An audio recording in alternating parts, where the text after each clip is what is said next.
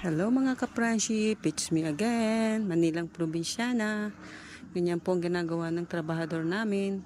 Kumukuha po sila ng lupa para itambak sa ginagawa nila. Nilalagay po nila sa balsa, gawa ng kawayan ng balsa. Yan po sila. Yan po sila. Hila-hila po nila yung balsa papunta po dito sa ginagawa nila.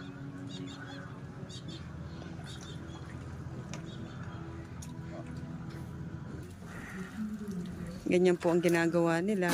Tapos itatakip po doon.